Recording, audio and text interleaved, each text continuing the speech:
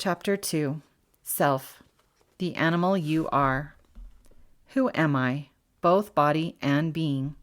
Take a moment to think of a person you greatly admire and respect. What attributes does he or she possess? Answers will unavoidably come in two categories. 1. The physical attributes of the body. 2. The expressive attributes of a body in motion, or being. Unless your admiration goes to a supermodel, most of the admired attributes of a greatly respected person will fall in the category of being. For example, body, nice looking, tan, olive skin, slender, in shape, blue eyes, blonde, pretty smile. Being, dependable, fair, generous, kind, friendly, helpful, loving, accepting. You are a human being. The word being can evoke an image of entity, a physical thing. This is the noun aspect of self, your body. The word being can also evoke images of activity, moving realities of expression, emotion, and action. This is the verb aspect of self, your being.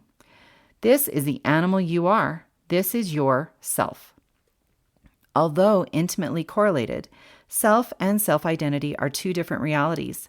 Self is the total attributes and expressions of body and being, and how that whole reality occurs primarily within the context of human relationships, but also how that self is expressed in relation to animals, plants, the land, and material things. In contrast, self-identity is how you imagine yourself to be within the broad context of relations. Self-identity is established and maintained by the perceived characteristics of your body and being. Further, how you think of yourself and how others think of you are two separate realities. In the case of a person who is completely clueless as to how he or she comes across, there can be a wide disparity between the two perceptions, but there is usually overlap. Self-conception of my body and being is formed in a social mirror. As I relate with others, I receive feedback on how I come across. It is in the mirror of your interactions with others that you come to know who you are. In fact, it is other people who have the best access to discerning your way of being. Because they have a view from outside of you, they can better sense and see how you occur. Refer to pages 92 and 155. What it means to be human is to be embodied. Thus, you live life from a perspective within your body. This means that the outside view is not directly available to you. You can only get indirect reflections of yourself in the mirror of your associations, feedback on both your physical presence of body and your expressive presence of being. This feedback is essential in understanding who you are. Without looking glass reflections, what you think of yourself is mostly fantasy. Read about the myth of self-identity on page 91. Of the noun self, others come to identify you by your shape and size, by the colors and contours of your eyes, ears, arms, and other body features, tangible characteristics that become uniquely associated to you. Because bodily traits can be discerned in one single moment in time, they can be captured in a still photo, a snapshot. In contrast, attributes of being are harder to capture in a single photo. While bodily attributes are instantly apparent in a still photo, differently, expressions of being are discerned over time and through experience and are better captured in motion pictures. To visualize and emphasize the active and expressive character of the verb self, I sometimes spell the word being in this way, B-E-ing. This symbol accentuates the in-motion quality of the verb self. While being is not technically tangible, the expressions and emotions of human being are made possible by the mobilizations of a tangible body. Without the body, being could not be. But being transcends the boundaries of the body and extends to the communicative context within which being is expressed with others. Human being is always manifest in relationships to other beings and other things within specific situations. Expressions of being require social context to make sense and have purpose. See page 95.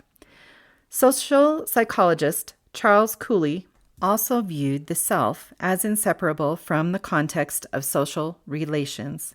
His theory, called the looking glass self, maintained There is no self without the other.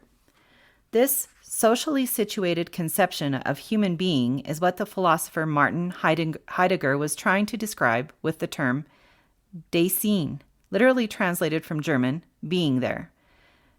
Dasein was Heidegger's word for the self of body and being. Instead of just addressing the whatness of existence, Heidegger was focused on the isness of existence. He reconceptualized human beings from a noun orientation of individualized human bodies to a verb orientation of human beings. A verb, emphasis embedded within the ever-changing sentences, paragraphs, and stories of life, an embodied self inseparably situated within a holistic context of being with others in the world, hence being there. Verb self. To this point, being, or the verb self, has been described as the expressive and communicative aspects of who you are. More specifically, the verb self is manifest in two types: the outward activities and roles of doing, and the inward tone and intention of a way of being. Human doing, external choreography. This aspect of the verb self is manifest through what you do. Human doings are the outward performances enacted by the body and are characterized by the descriptions and titles associated to those doings. Doings come in the form of occupational roles, like nurse, doctor, lawyer, or secretary. The verb self is also revealed through the doings of recreation and hobbies like runner, reader, board gamer, or skateboarder. In contrast to the motives and emotions of human beings, human doings are just outward activities, from bowling to birdwatching, weeding to walking, and reading to relaxing. These choreographies are always and ever co-authored with other things and beings. When human doings do not happen with other human beings, co-authoring occurs with other creatures and creations in the world. Playing fetch with a dog, shoveling snow off of the driveway, or driving a car through rush hour traffic. Co-authoring means that what you do is a function of a responsive relational dance that is enacted with other beings and other doings. So as you are doing what you do, variations of chosen body behaviors are largely explained by what other beings and things are constraining you to do. Others actively constrain your thinking, saying, and doing by inviting, requiring, or coercing specific responses from you. Passive constraints also impact your responses. The mere presence of beings and things in your immediate world impact what you do and how you be. The co-authoring of human doings occurs reciprocally. You set up and influence others as they set up and influence you. So, on the flip side, others are also doing what they do as a direct function of how you are actively inviting, requiring, or coercing, as well as the passive influence of your physical presence. Co-authoring occurs creatively and meaningfully as opposed to caused necessarily and mechanically.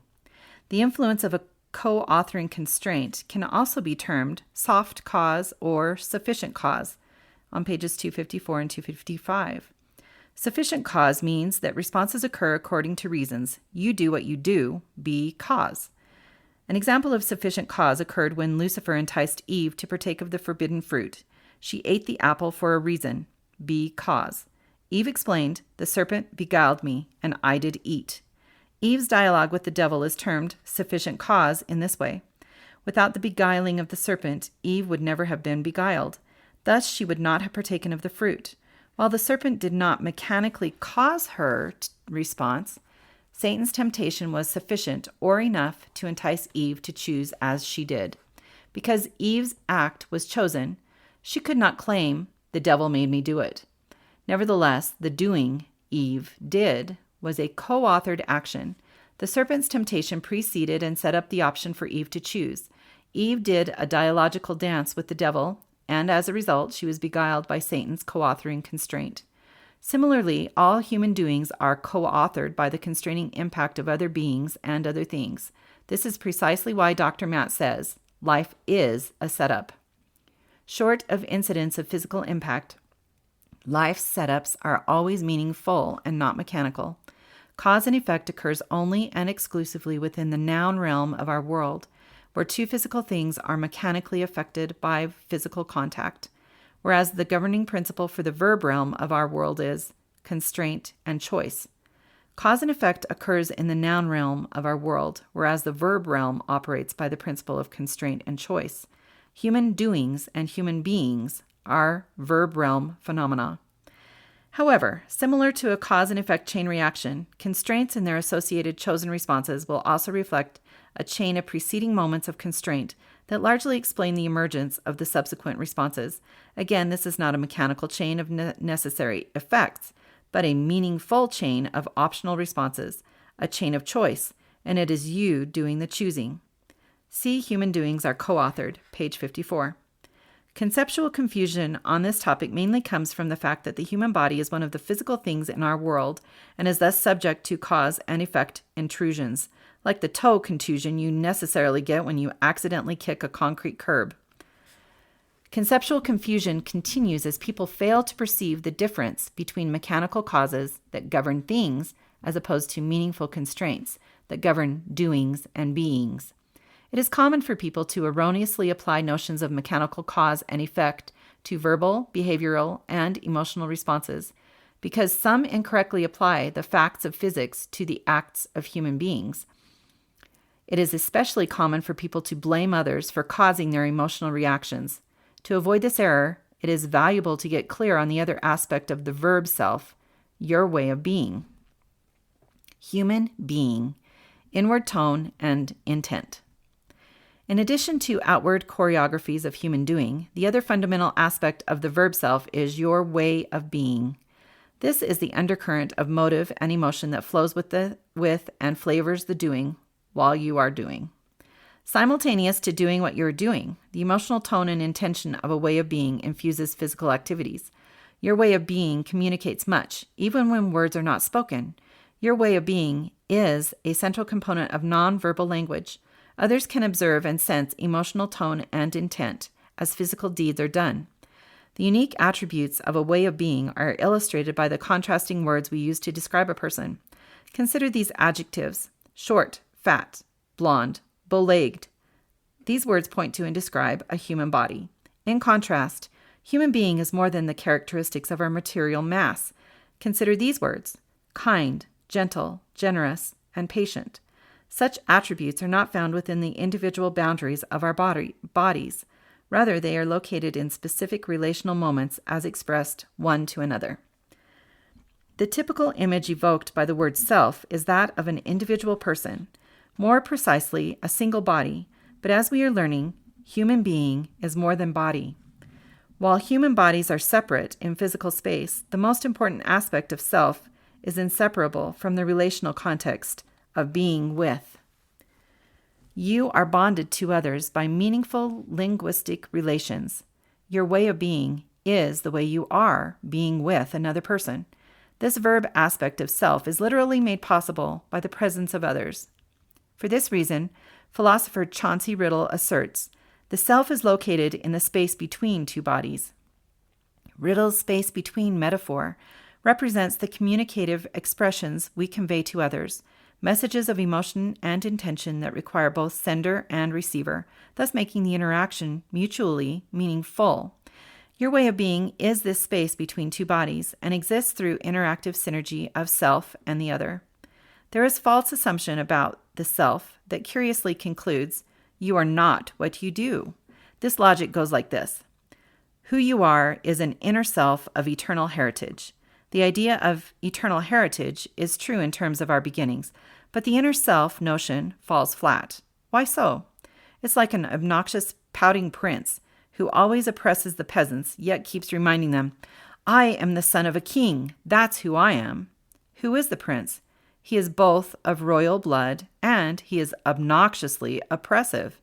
This means what the prince does defines him, and presently the prince is not living up to his heritage.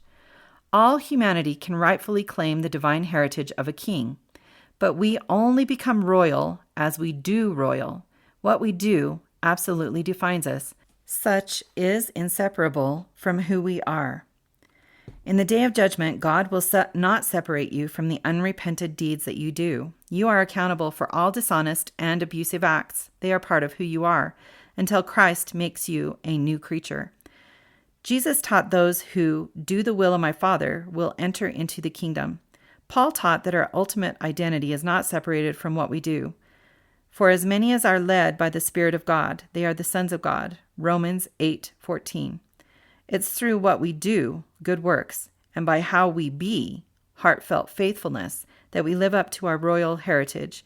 We are children of a king, and royalty will be our divine destiny as we do royal. The human self is all the combined characteristics of one's tangible body, with all the active choreographies of doing and all the emotional tone and intention of a way of being. The self is all of these at once, and all of these in continuous living motion, hence human being. While the descriptive aspects of body and being can be talked about and analyzed separately, they do not exist separately. They exist as one undivided whole. This is the animal you are. Being is located in the space between. Human beings are more than their body and more than their activities of doing and more than the self they imagine. The most important aspect of self is located in the space between two bodies. The self is manifest most importantly by how you are being with others. Human being is how you be with others, how you express to others, how you respond to others. For instance, your body may be 5'10", blonde hair, green eyes, and muscular. The other person in the relationship body may be 5'4", brown hair, blue eyes, and slender, and their way of being may be loving, patient, gentle, and kind. To distinguish these descriptive aspects is essential because the heights of human fulfillment depend upon directing your way of being toward honest and loving ends. Your way of being is the foundation upon which the other aspects of self, your doings and your body, are supported and made stable. When one's way of being is out of harmony, psychosomatic consequences occur that affect both the body's physical appearance and the body's ability to competently do what needs to be done. As you give primary attention to the development of your way of being, this focus connects you to life's primary purpose. The tone and intention by which you live determines whether your days are a drudgery or a delight. Emotion and intention are manifest in two fundamental ways: honest versus dishonest. Framed another way, loving versus less than loving. Embracing inner liberty means expressing a loving tone and honest intention, regardless of external constraints. Nurturing the inner life of the soul naturally leads to contented living. Such is the journey of changing your stripes. Intent defines the act. A closer look at the distinction between activities of doing and the tone and intention of a way of being is illustrated as follows. Doing and action first, and being with tone and intention is second. Attending church, 1. Glad to be in a place of peace. Attending church, 2. Bothered by the hypocrisy of others in attendance. Cooking a meal, 1. Happy to have enough food for the family, or cooking a meal, 2. Annoyed that no one is offering to help out. Bowling, 1. Celebrating the success of all participants, or bowling, 2. Irritated that fellow competitors are scoring higher. Vacuuming, 1. Thankful to have a home and a carpet to clean, or vacuuming, 2. Feeling unappreciated for hours of hard work. Even though the outward choreographies are essentially the same, when the motive and emotion is different, then the act as a whole is different. Evaluating an outward activity without considering inward emotional intent can lead to a profound misunderstanding of the act as a whole. For example, visualize the outward activity of forcefully pushing another person. Without taking into account context and intention, most people would perceive such an act as uncivil and aggressive. Giving someone a hard shove would be very politically incorrect, but that same shove, when done within a specific context and colored by a particular intent, completely changes the act as a whole. How would the act be defined if that forceful push moved someone out of the path of an oncoming car? This particular push would be deemed an act of heroism, whereas pushing someone into the path of a car would be defined as an act of attempted murder. The raw external choreography of shoving someone changes in terms of what it means as a whole act, as the context and intention changes. Certain institutions within our culture reinforce an emphasis on outward evidence to the exclusion of inward motives. Because of the elephantine influence of the legal system in America, it's becoming more common for people to focus on outward, superficial facts to define acts. When motives are not factored into the definition of particular doings, such interpretations become acts of dishonesty by those who observe and interpret. Dishonesty regularly occurs in courts of law, where whatever story can be concocted to explain away obvious guilt is the story that is told. The legal system calls it a defense strategy, but common folk call it lying. The act as a whole is also disregarded as politicians push their politics. For example, when an outward act can possibly be interpreted to the advantage of a political spin, then the true intent behind that act is routinely ignored. Political and legal lying is business as usual. Taking words and deeds out of context and judging acts upon superficial appearance is what the politically correct police do daily. As factual fragments are taken out of context, such dishonesty conveniently hides behind the legitimized label of strategy. As propaganda is peddled to a gullible public or a fleeceable jury, some accept that intentionally distorting the truth is a clever strategy to be applauded. Twisting the facts to one's favor is so common that the masses have largely become desensitized to it. When words and deeds are taken out of context, intention is obscured, and the very heart of an act's meaning is negated. Understanding the entire context of an act is critical because awareness of context reveals intent. Seeing the big picture, and the whole big picture, is crucial to understanding the meaning of an outward human doing.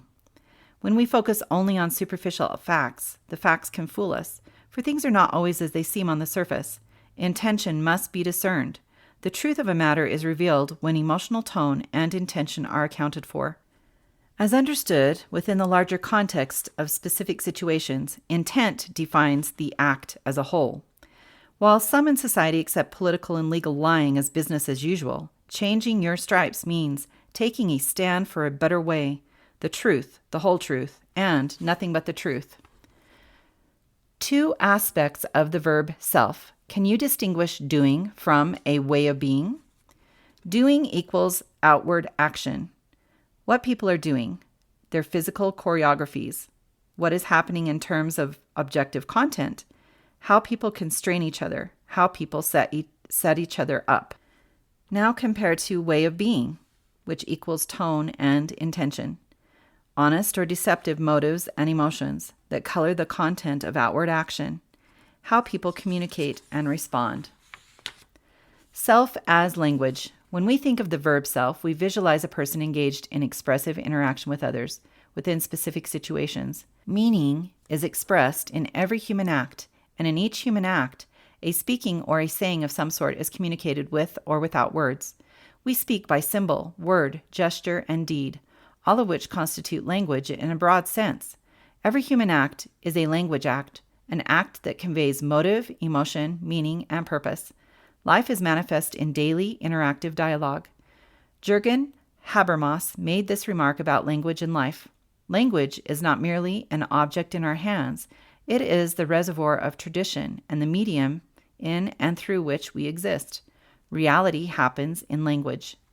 Human beings don't just use language. We are language. Speaking and expressing, hearing and understanding is inherently who we are.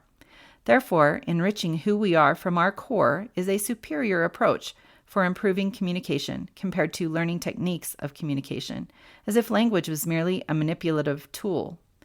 Whether we acknowledge it or not, we always speak from our core, and the way we speak and the content we express reveals that core. Jesus taught, "From the abundance of the heart, the mouth speaketh." Our motives of heart manifest who we are. Our intents of heart determine the effectiveness and flow of all our communications, and thus the happiness and harmony of all our human relations.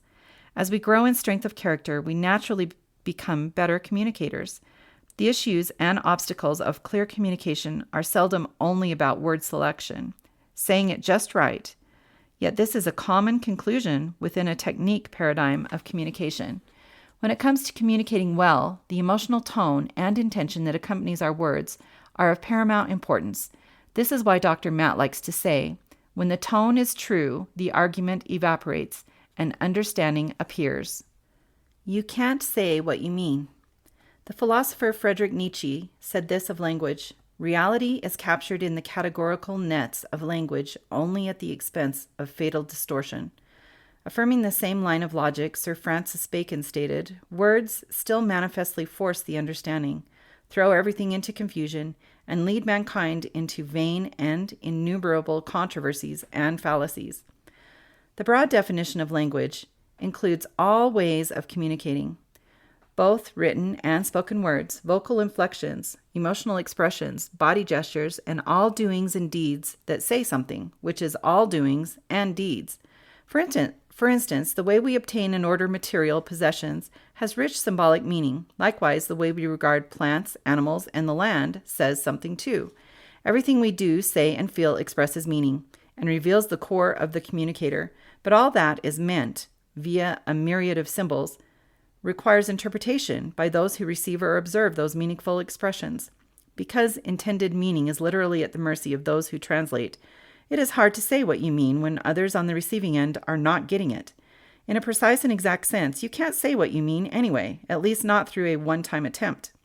Continued dialogue is required to double-check nuances of intended meaning, for it is in the ongoing conversation that meaning becomes clear.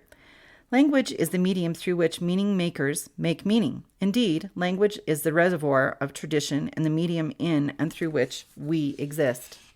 Because human beings are inherently expressive and social, we don't merely use language, we are language. Life happens in language. Thus, understanding the inherent properties of symbolic language can expand understanding of self and draw us closer to self-fulfillment. The nature of language. First, people are meaning makers. Words are symbols that only have meaning as living beings negotiate and assign meaning to them. Words, in and of themselves, do not mean. Second, in communicative exchanges of sending and receiving, words provide definitional and descriptive constraints that disallow certain meanings, but also open up other possible meanings. Most words have more than one meaning or definition. Third, because any particular word or string of words will inevitably have more than one meaning, the sender of symbols can't simply put accurate ideas directly into the mind of the receiver. One cannot convey accurate ideas using approximate symbols. Fourth, while our world experience is detailed and particular, in contrast, the words we use to describe the world are categorical and approximate. Thus, the richness of directly lived experience is reduced to a string of sounds and symbols, resulting in an inevitable loss of meaning. This unavoidable loss of meaning is called communicative entropy. Fifth, human beings often do not have the competence to use language symbols to adequately convey meaning. Hence the oft-used phrase, you would have had to be there, as well as the worn-out cliche, you know what I mean? Sixth, even if people are very articulate with word selection, words themselves cannot encapsulate the richness of reality. Words provide only approximate descriptions as opposed to accurate descriptions. In contrast, the mathematical language of numbers is an accurate language.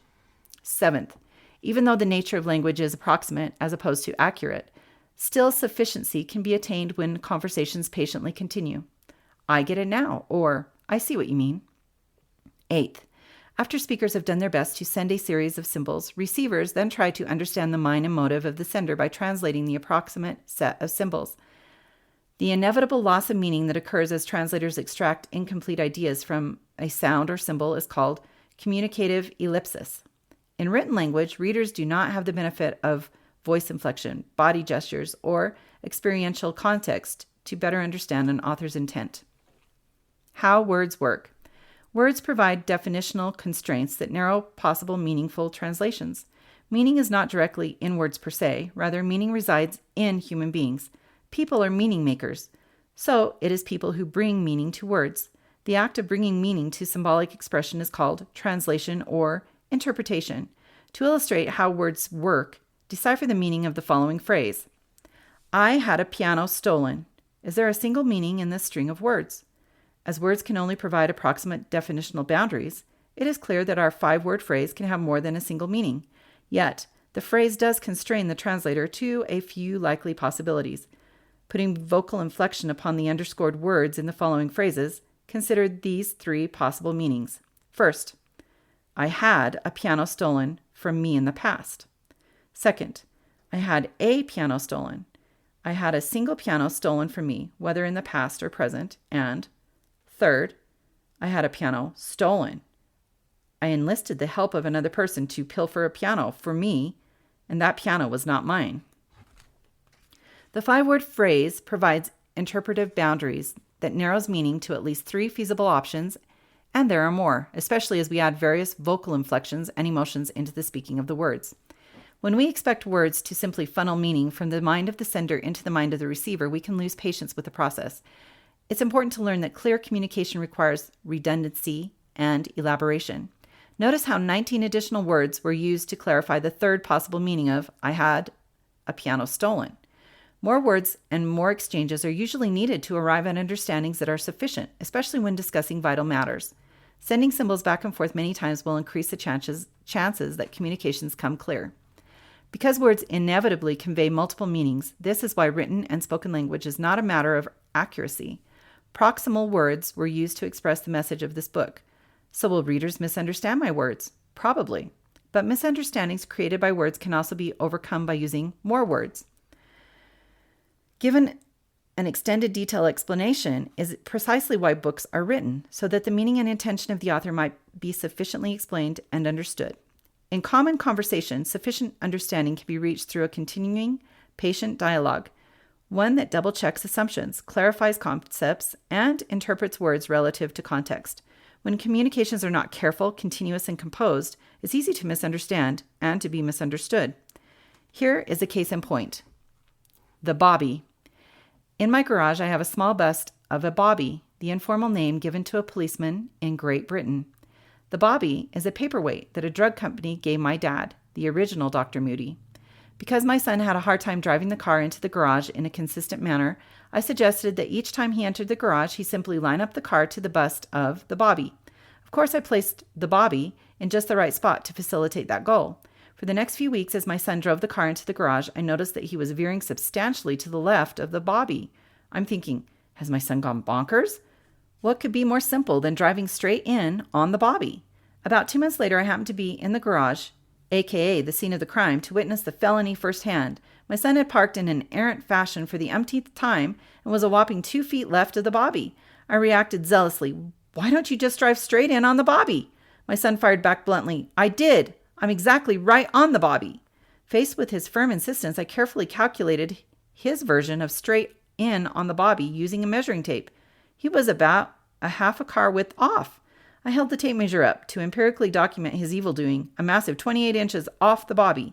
He then proceeded to point at the nose of the car and retorted, I'm exactly and precisely not even an inch out of alignment from the Bobby. I sighed as I realized the breakdown in communication. Exasperated, I explained, no, you're supposed to line up your eyeballs to the Bobby. Just look yourself into the Bobby. Alas, he lined up the nose of the car to the Bobby. This was his innocent interpretation of my vague parking directive. To communicate effectively, it is important to remember that no one is born with a foreknowledge of every tradition, assumption, expectation, or conclusion. All knowledge must be learned and thus taught in some way. The saying goes, you teach others how you want to be treated. So when you're not being treated the way you want, you have an opportunity to teach people. And if you want to know how well you're teaching or communicating, just look at what's coming back. When others don't understand us, we must teach them how to understand through patient explanation, elaboration, and redundancy. One of the worst ways to communicate is to get angry and impatient. Such an approach may get attention for a time, but it will also teach an unintended curriculum. It will teach others to avoid you instead of understand you. Clear communication requires abundant repetition, much minding and reminding. You will only know what you or the hearer have missed as conversations continue patiently. Speaking of redundant repetition, let's revisit the words of Friedrich Nietzsche. Reality is captured in the categorical nets of language, only at the expense of fatal distortion. If this statement by Nietzsche seemed shocking at first, you may now understand what he was getting at. You can also better appreciate the insight of Sir Francis Bacon. Words still manifestly force the understanding, throw everything into confusion, and lead mankind into vain and innumerable controversies and fallacies. Speaking of fatal distortion and fallacies, here's another example of how categorical words cannot accurately point to particular things. The bag. A friend of mine forgot something and asked me to fetch it. She asked, "Would you go upstairs and get my bag?" Well, I went upstairs as she requested and looked around for something that appeared baggish and could see no bags.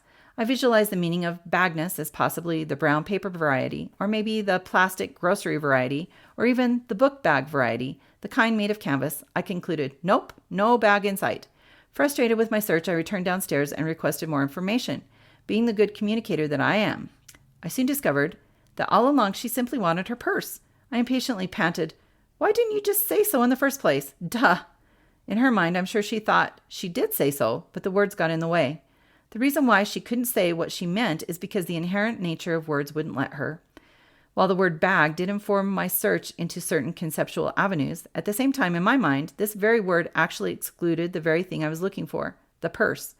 Words do constrain meanings that enlighten, but at this same time, words also constrain meanings that mislead. This is what happened when my friend referred to her purse as a bag. Verbal and written language happens through symbols that have both general meanings and multiple meanings. Again, this is precisely why language cannot consistently facilitate accurate and specific description. Words clarify and obscure in the same communicative stroke. They allow certain meanings and disallow others, and there is always more than one meaning. Redundancy is required to overcome inherent limitations of language. When you unwisely assume that you can say what you mean, you set yourself up for frustration. The process of communication is inherently inexact because the language we use to describe our world is general, while the world in which we live is personal and particular. So much meaning is lost in the inexact juxtaposition of general proximal words to our specific detailed world. We should not expect language to do what it cannot do. Be specific. But we should expect ourselves, the meaning makers, to do what we can do. Redundantly double-check, patiently elaborate, and offer a lot of attentive listening. Having a good understanding of the limits of symbolic language is helpful in becoming a better communicator, but even with this understanding, people are a misunderstanding waiting to happen anyway. The best I can do through these explanations on language is to minimize the inevitable train wreck of interpretation as you read my words, and when that translation train wreck happens, then the best you can do is continue reading and be patient in the process. Being patient is not a function of symbolic language. It is a function of you. The question is, how will you ever endure much needed elaboration, explanation, redundancy, and attentive listening if you are not a patient person? We return full circle to a key concept. We don't just use language, we are language. People are meaning makers. Meaning resides in people. We bring meaning to words. Thus, the need to change your stripes arises again. Knowing the limitations of language may be superficially helpful, but your ability to communicate well is a direct function of your condition of character. Character quality is fundamentally refined by changing your stripes. Inescapable impact always. Self and others are intrinsically tied to in communicative bonds that breathe meaning and purpose into life. Human beings communicate in every waking moment. Even if you consciously try otherwise, you cannot not communicate. Every act communicates, and every communication carries impact. Because linguistic relations are ever impactful, you are tied to others in bonds of moral obligation. Human life is a constraining context of mutual impact, where decisions of moral influence are made continuously. Even in silence, meaning is conveyed continually through body positions, gestures, and doings.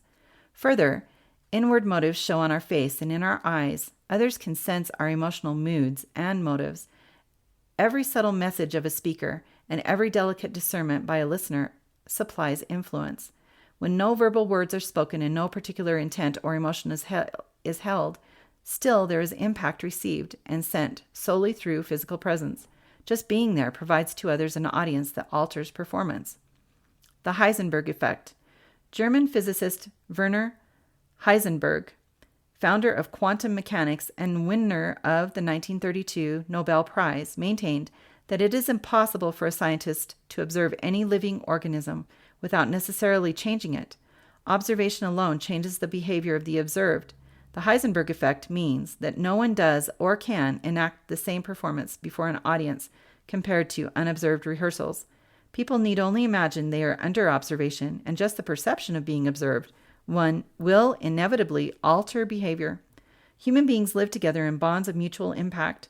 This is precisely why life is a setup, because living life means inescapable impact always. William James, who in 1890 wrote the first American psychology textbook, taught that social relations inherently promote perpetual impact, stating that a person has as many different social selves as there are distinct groups of persons about whose opinions he cares. He generally shows a different side of himself to each of these different groups. Philosopher Chauncey Riddle also acknowledged the human tendency to adjust responsively to each particular life context. Riddle maintained that we create ourselves in every relationship. Again, this responsive influence of behavior occurs not only through passive physical presence, but also by the imagined presence of others. And when relations become proactive, the impact increases commensurately. In both active and passive scenarios, behavior is mutually influenced and altered. This means that all communicative and physical impact will necessarily land on either side of a moral divide. Every expressive, meaningful moment delivers influence felt in two basic ways. First, impact that furthers personal fulfillment, or second, impact that impedes personal progress. These two types of moral impact are sent and received reciprocally. Recognition of this moral context of inevitable impact is reflected in marital vows made between man and wife, for better or for worse. Two ways of being. Through language, the self is inseparably tied to others by communicative necessity. Talkers require listeners, and listeners need talkers. Life's purpose comes alive via meaning made in everyday dialogue. Human life means engaging in ongoing discourse that is symbolic, meaningful, and mutually impactful. Philosopher Martin Buber recognized this inherent connectedness and maintained that human relations manifest in two fundamental ways, two ways of being: I, thou, or I, it. These ways of being together are two ways of impacting others, for better or for worse. Every human act has an impact. By virtue of mutually impactful relations, the human world is inherently a moral context. We inescapably impact each other to either betterment or detriment. Buber writes specifically about the being aspect of self. He describes a human self as inseparable from others and conveyed that connectedness with hyphenated words, I-thou and I-it. By connecting two individual words with a hyphen, Buber symbolized the communicative necessity of two separate embodied beings into one relational being, I-thou and I-it. Buber's notion reinforces the previous explanations of the verb self, a relational self located in the expressive space between two human bodies. For Buber, I-thou establishes the world of respectful relations. In the I-thou world, the other is real before the I. The other is esteemed like the I. The responsibility of an I for a thou is the bond of human love. I-thou means that others are always emphatically approached as an end and not as a means. In contrast to I-thou relations of respect and regard, human beings can also live and perceive the world as I-it. In this way of being and way of seeing, the other is not emotionally real to the I. The other is not esteemed like the I, and the other is a surreal entity to be used as a means for I. In relation of I-it, the bond of human love is broken by self-serving motives and manipulations. I-it means that self and others are mired in bonds of anguish. I-it is a way of being that manifests commonly in relations with strangers or infrequent associates, especially in the buzz of big cities. The I-it way of being can also appear in relations of family, friends, and ironically between those who call themselves lovers. Within the I-it way of being, there may be compelling physical chemistry and attraction. Still, the richest bonds of love are only realized in the realm of I-thou. In the mutually impactful conversation called life, two alternatives are perpetually possible, and one choice will make the difference between the best life you can live or something less. As I face fellow beings, I can impact others to their growth and betterment in bonds of love, I-thou, or I can live something less and impact others to their loss and detriment in bonds of anguish, I-it. In every moment, there is an opportunity to be loving, and as I fail to embrace this way of being, by default, I choose something less. I am something less. Because social relations are mutually influencing, in daily relations, people will necessarily have moral impact upon each other. Hence the ever-pressing question, will my influence be for their betterment or detriment? All human influence will either encourage the relational bonds of love and enhance the joys of harmony, or embolden the bonds of anguish and assist the sorrows of selfishness. By simply omitting acts of love or by impacting others in a way less than love, we dwell in the self-centered realm of I-it. In a world of inescapable impact always, we cannot choose not to impact others, and that necessary influence of physical and expressive being will manifest as either I-thou or I-it. Two fundamental ways of being that can also be characterized by the terms altruistic or narcissistic, and by the words empathic or selfish. Selfish versus empathic. Because we experience our world from a perspective located within our individual bodies, it is very common for one's way of seeing the world to have a default position that is inherently selfish. We live in a world mostly driven by selfish motives, which explains why this passage is recorded in the Old Testament. Although affliction cometh not forth of the dust, neither doth trouble spring out of the ground, yet man is born unto trouble, as the sparks fly upward. Job chapter 5, verses 6 and 7. Living selfishly means living in the center of your world. Selfishness is the fuel that feeds the fires of human trouble. The sparks fly upward directly because of selfish words and deeds, so routine in human relations. Comes the common quip, how else can I live but to live for myself? This is where the conceptualizing verb self, or the self as being, becomes centrally important. When we finally understand that the most vital aspect of self is our way of being with others, then an alternate possibility of looking at life emerges, seeing the world through empathic eyes. The importance of an empathic way of seeing will habitually smack you in the face in a marriage relationship. It is then that you finally realize that you are not the center of the universe. Instead, the universe revolves around your spouse. Wink, wink. If you fail to acquire an empathic view in marriage, a decrease in relational satisfaction will consistently correlate to your self-centered vision. Yet there is another impact that will consistently poke you in your egocentric eyes if you don't get a clue from your spouse. Eventually, you may open empathic eyes as children are born into your family, and the vulnerable innocence of a child breaks down selfish barriers. This empathic vision gains further clarity as children grow up and begin to behave badly. It is then that you may remember treating your own parents poorly, and you empathically feel as your parent felt. You are finally able to see as they saw. What goes around comes around. Because life is self-correcting, if you fail to be empathic and see empathic early on, then life will smack you hard in the head till your selfish attention is captured. Moreover, life will keep on smacking your egocentric head until you get the clue that it's time to become a new kind of creature.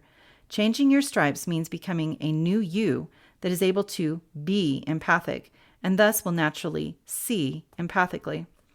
You see the world according to who you are. Your way of seeing is inseparably tied to your way of being. A new world unfolds to view by changing your stripes and becoming a new kind of creature.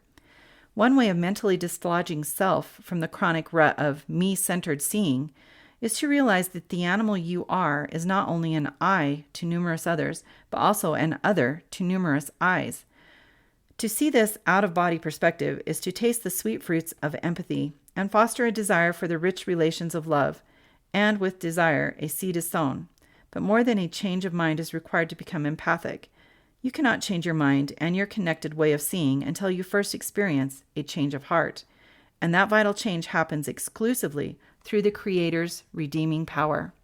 The metamorphosis of changing your stripes does not happen through mind power, but through His power, as we yield our selfish will to His loving ways. Whether you acknowledge it or not, who you are is most fundamentally manifest by the selfish or empathic intents of your heart. Recalling the words of Jesus, "From the abundance of the heart, the mouth speaketh." Just as the mouth speaks according to the conditions of one's heart, it also follows that from the abundance of the heart, the mind thinketh, and the eyes seeth. Your intent of heart determines your way of being with others, and thus your way of seeing the world as well. Stephen Covey states, "You don't see the world as it is, you see it according to who you are." Thus, you don't perceive your world as raw facts only. Facts don't speak for themselves, they require interpretation. It's according to your acts, whether empathic or selfish, that you bring to the facts of your world a particular perception and interpretation. I bring to my world perceptions of dismay and darkness because of the darkness within me. I see and experience my world with anxiousness because of my own inner anguish. I see falsely because I am false. My worldview changes as I change. As I choose love, I see a world that is only seen and experienced through the eyes of love, a vibrant and exciting world full of hope and opportunity. When you are being empathic, you are not only being loving, your very being is love. And being love is the highest attainment of existence and purpose. Human being has its richest fulfillment within the relational bonds of love. The verb aspect of self, human being, transcends the boundaries of an individual body and is expressed in the space between two bodies. Being happens at the heart of each and every relationship. Without others to be with, human being cannot be. Luciano da Crescenzo described this inseparable synergy with these words: "We are each of us angels with one wing and can only fly embracing each other." We literally require each other in order to be, and because of this bond, we face one another in an inherent stance of moral obligation. Mother Teresa taught, if we have no peace, it is because we have forgotten that we belong to each other. So how we are being with others, our way of being, is the most important facet of self and the most essential expression of existence. The looking glass self. In the early 1900s, social psychologist Charles Horton Cooley proffered a theory called the looking glass self. This view of self is different from the self I've previously characterized. The self manifests as both body and being, a self that is tangible, touchable, lives in earthly locations, and is expressed within specific human relations. In contrast, Cooley's looking glass self represents the emergence and maintenance of self-identity, or who you, quote-unquote, think you are. Self-identity is not tangible or touchable. It's imaginary, not in the sense that it's pure fantasy, for mental imagery does reflect real life to some extent, but that conceptions of self-identity are the mental machination of imagination. Cooley maintained that self-identity is formed from the reflected images that emanate from social relations. This means that one's individual impression of self develops within and manifests through human interaction. There is no sense of I without its associative aspects of we, they, or us. Thus, who you are and how you think of yourself is intimately and inseparably bound up in relationships. Human relations entail ongoing conversations where motive and meaning move back and forth in responsive dialogue. Each self-concept is acquired and shaped in a communicative context. It is formed in the reflected images of an interactive mirror. In short, you don't know who you are until somebody tells you. Chauncey Riddle reasoned, the self is a myth to the self. People develop a theory of who they think they are based upon feedback from others. In his pithy statement, Riddle used the word self 2 times. His first mention of self refers to self-identity, and the second mention of self refers to the tangible, touchable self as body and being. It is who you imagine yourself to be, or self-identity, that is a myth to the self. The word myth comes from a Greek word meaning tale, talk, or speech, and is defined as a story of such a nature as to explain certain customs, beliefs, or natural phenomena, or a person or thing existing only in one's imagination. People indeed develop a story that wraps around and supports who they think they are, a story that helps keep one's personal identity and worth in balance. This story about self is what forms and justifies a person's self-identity, a story that also forms and justifies self-worth and self-esteem. All versions of self-concept, self-identity, self-worth, and self-esteem are conceptual products pieced together by human imagination using meaningful fragments of feedback from others. Who you think you are is really a myth. You are not who you think you are. Rather, who you are is your bodily characteristics combined with how you are being with others. This tangible being is directly discernible to others, but only available to you through secondary reflections in the social mirror. Distinguishing between self-identity and being. The reason why you can only develop a myth about yourself is because you cannot directly experience how you occur to others. Instead, you can only imagine how you occur to others, and how you occur to others gets at the heart of who you are, your being. This is the verb self. This self is located at the heart of human relations, whereas self-identity is inescapably located in your head. It's true that others can only think of how you occur to them, meaning the self they see in you is reduced to their imagination too, but their perspective of you, how you occur to them, is still basically different from your perception of yourself. Others are in a primary position of direct access and discernment. What others think of you is based upon first-hand experience, whereas what you think of you comes from second-hand reflections gleaned in the social looking glass.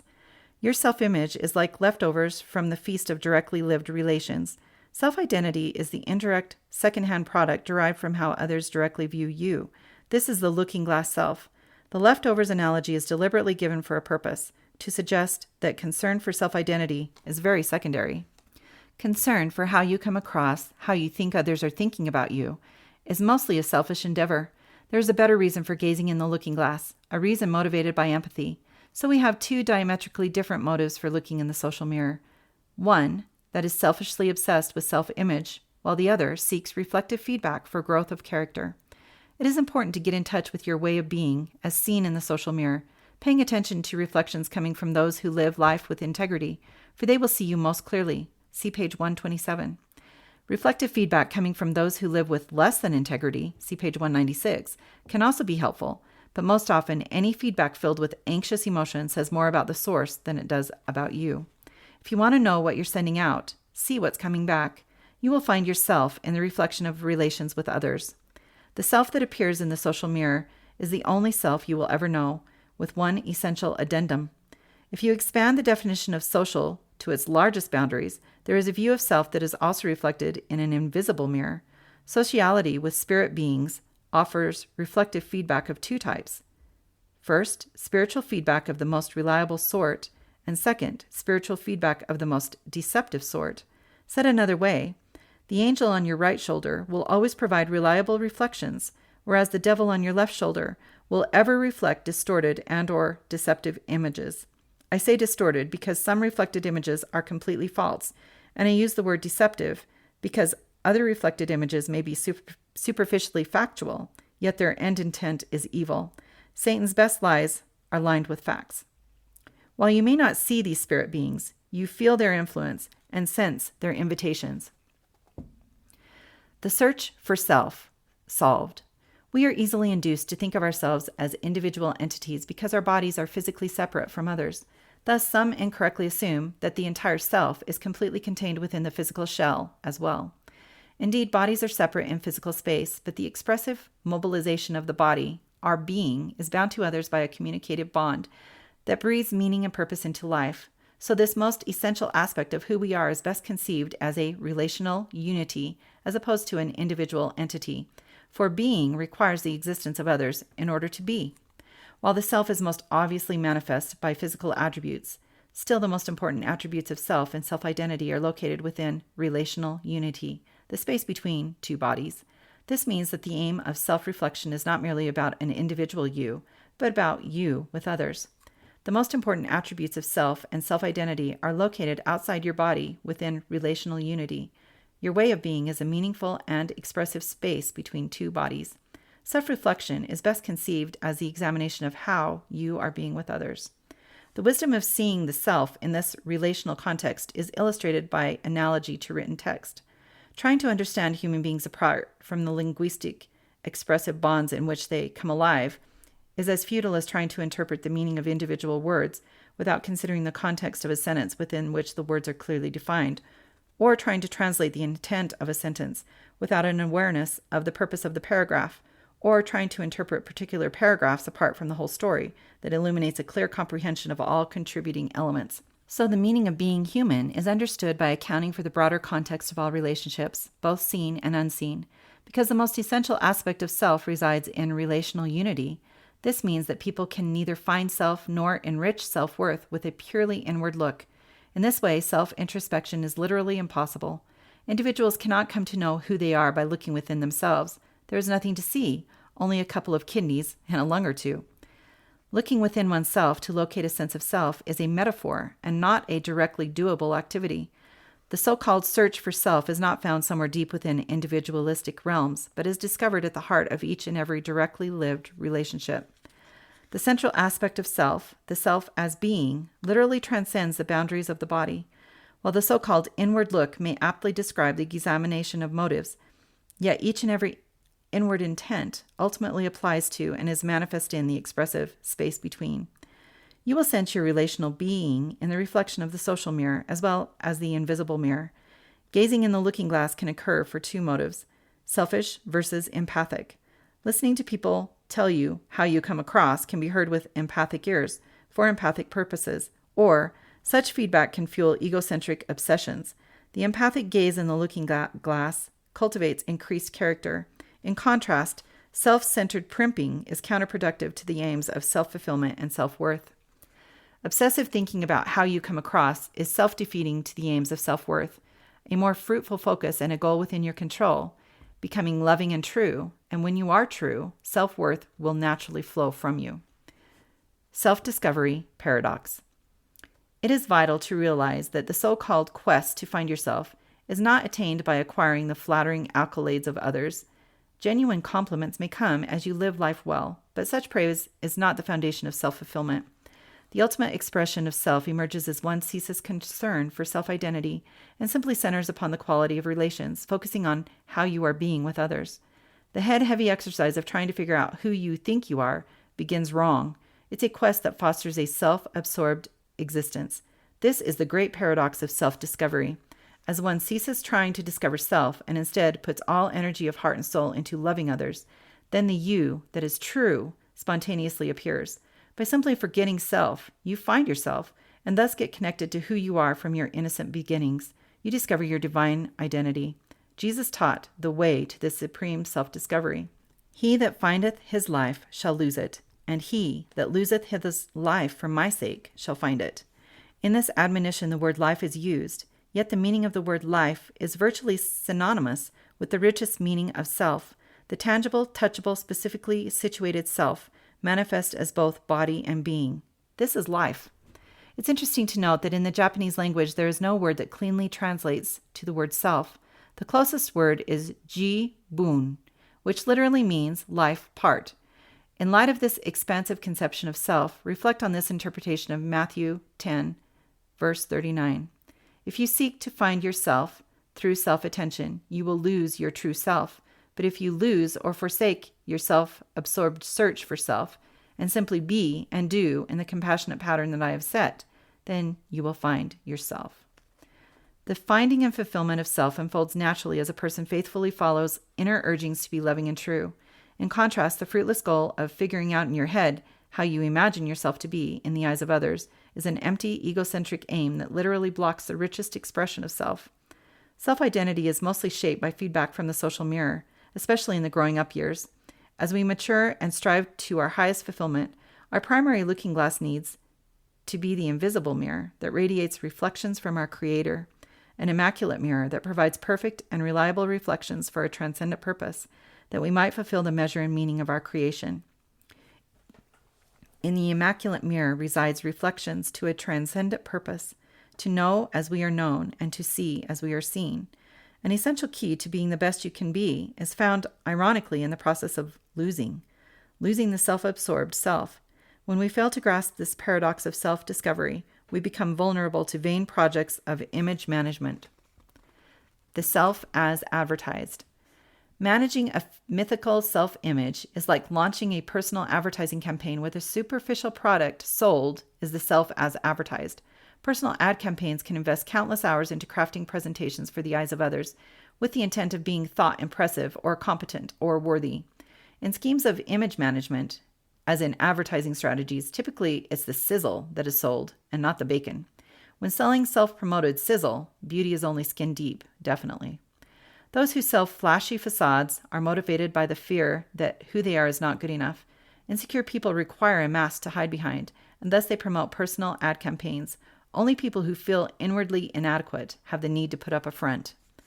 Self-advertisers advance a superficial image of what they think will be acceptable to others and to monitor what other people are thinking. Image managers continually primp in the social mirror. Getting praise and approval from others is the gas that fuels egocentric engines. Those who sell the self as advertised anxiously work to win the popular vote. Self-advertisers are manipulators. The outward facade is manipulated so that others might be manipulated. Carl Rogers said of false facades, "In my relationships with persons I have found that it does not help in the long run to act as though I were something that I am not." And funny girl Fanny Bryce warned, "Let the world know you as you are, not as you think you should be, because sooner or later, if you are posing, you will forget the pose. And then where are you?" If we fail to commit ourselves to being honest and authentic, by default we put on a mask of pretense and primp in the social mirror, and to some degree we sell the self as advertised. With vain gazes in the social mirror, we regress to a conceited exercise of grooming a self-absorbed self. We invest time, effort, and money into the myth of self instead of investing heart and soul into the self that is true, a self that is best seen in the invisible mirror, the Creator's looking glass. You may be asking, what's so wrong with paying attention to myself? The answer depends upon which self is getting attention. The verb self, or self as being, or the self-image, the self that is a myth. Getting mentally enmeshed in the myth of self means obsessively imagining what others are imagining. It means living in the me instead of living for the we. Being mired in the mythical self means thinking about what others are thinking about on the topic of me. Narcissistic mental reruns ad nauseum starring me. Living in this self-absorbed way, I live a lie, and one false facade at a time. I feed the self as advertised. If self-fulfillment is the aim, the best questions need to be asked, and the best answers require committed attention. Jesus posed this central question about the purpose and destiny. What manner of men ought ye to be? His answer, even as I am. As we cease preoccupation with self-promotion and self-image and simply follow the compassionate pattern of Christ, our true self spontaneously appears. Beyond advertising impressive images, people can also sell a different facade, strangely a non-flattering facade. People can present themselves as persecuted, misunderstood, mistreated, overworked, underappreciated, disadvantaged, discriminated against, martyred, or victimized. Of course, all these variations have a genuine counterpart. Some people truly endure these various adversities.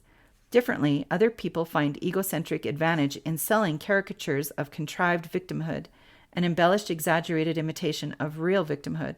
Self-advertisers that sell victimhood are not merely motivated by insecurity or fear, but by an agenda that is accusing and self-excusing. In efforts to appear justified, they contrive skin-deep facades to get an egocentric goal. When victimhood is sold for self-serving advantage, one of the payoffs is getting votes. Seeking votes of sympathy is a revealing indicator that the self as advertised is being sold. In contrast, true victims, who are being true through their trauma, might get sympathy, but they do not seek it, for their heart whispers otherwise. When people live in harmony with the truth, there is only one vote that counts, the vote of inward validation. People who enjoy inner peace have no need to wear manipulative masks in hopes of selling superficial sizzle. Instead, their motto is, be the bacon, be real, be genuine, be true. Becoming the you that is true is the richest realization of self. Recovering the true you requires a complete mask removal, whether that mask is a victim or a victor. Complete recovery requires you to put your selfish ego on the sacrificial altar and burn it to ashes. The self as advertised must die for the true self to live. So which self will survive? Will it be the self of shallow superficiality or the self of integrity and simplicity? Agendas to push, reputations to prove, always on the go, busy, hurried, harried.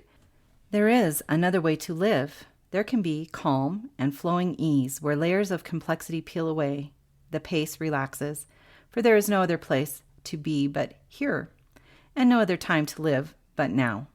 There is nothing more important than savoring the moment with the ones we love, living simply and simply living. Living simply means living in the moment with all your heart, wholly being in the here and now, and not traveling somewhere else in your head. Simply living means not wasting mental energy through worry, suspicion, fretting, or fear. Living simply means losing your personal ad campaign, the death of the self as advertised. Simple living means being honest and straightforward with others. Living simply means losing the egocentric orientation of me and acquiring the loving orientation of we. Simply living is located in loving relations. We are each of us angels with one wing and can only fly embracing each other. False advertising, the case of Claude. Claude is a man who is extremely busy. He really doesn't need to be so busy, but he chooses to be busy for a reason, and it's not primarily to be a productive person. Claude is absent-minded. He forgets things on a consistent basis. Instead of owning his forgetful tendency, he puts up a false front. Feeling inwardly inadequate, he has a need to sell the self as advertised.